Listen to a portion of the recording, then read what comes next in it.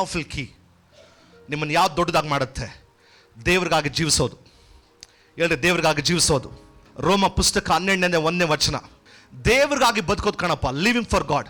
ನಾವು ದೇವ್ರ ಮಕ್ಕಳಾಗಿರುವಾಗ ಈ ಭೂಮಿ ಮೇಲೆ ಬದುಕುವಾಗ ಅನೇಕ ಶೋಧನೆಗಳು ಬರ್ತವೆ, ಹೋರಾಟಗಳು ಬರ್ತವೆ, ಇಕ್ಕಟ್ಟುಗಳು ಬರ್ತವೆ, ಶಾಪಗಳು ಬರ್ತವೆ, ಕ್ರಿಟಿಸಿಸಮ್ಗಳು ಬರ್ತವೆ.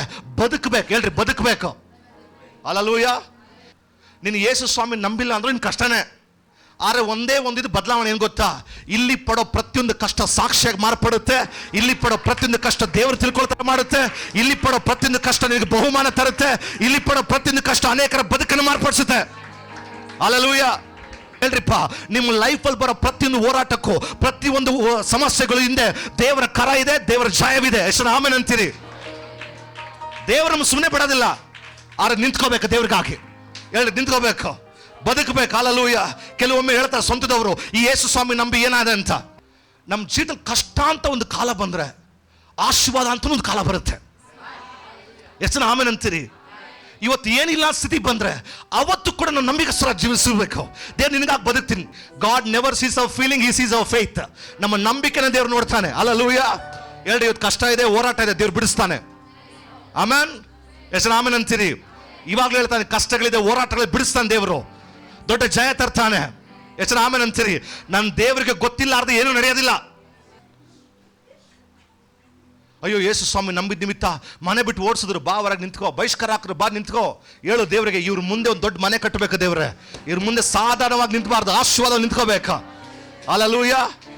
ನಾಳೆ ಹೇಳ್ಬೇಕು, ಇವ್ರ ದೇವ್ರು ನಮ್ಮ ಮೇಲ್ ತಂದ ಅಂತ ಅನ್ಬೇಕು, ಇವ್ರ ಆಶೀರ್ವಾದ ಇಟ್ಟ ಅಂತ ಅನ್ಬೇಕು. ಕೇಳ್ಕೊಳ್ರಿಪ್ಪ, ನೀನು ಧೈರ್ಯವಾಗಿದ್ರೆ ಏನು ಬೇಕಾದ್ರೂ ಮಾಡ್ತೀಯ. ಧೈರ್ಯವಾಗಿರ್ಬೇಕು.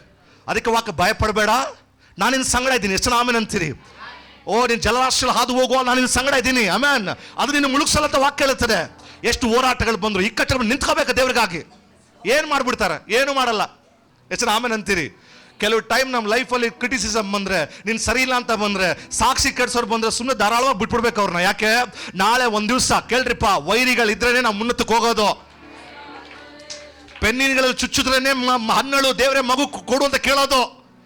ಕೆಲವು ಪ್ರೇಯರ್ಗಳನ್ನ, ಕೆಲವು ಆಶೀರ್ವಾದಗಳನ್ನ, ಕೆಲವು ಪ್ರವಾದನೆಗಳನ್ನ ಶತ್ರುಗಳ ನಿಮ್ಮ ಬಾಯಲ್ಲಿ ತಂದಾಕ್ತಾರೆ. If God wants to work for you, he will work for you. ನಿಮಗಾಗಿ ದೇವ್ರಿಗೆ ಕೆಲಸ ಮಾಡ್ಬೇಕನ್ನ ತೀರ್ಮಾನ ಮಾಡಿದಾಗ ಕೆಲಸ ಮಾಡ್ದಂಗೆ. ಎಷ್ಟು ಆಮೆನ್ ಅಂತೀರಿ?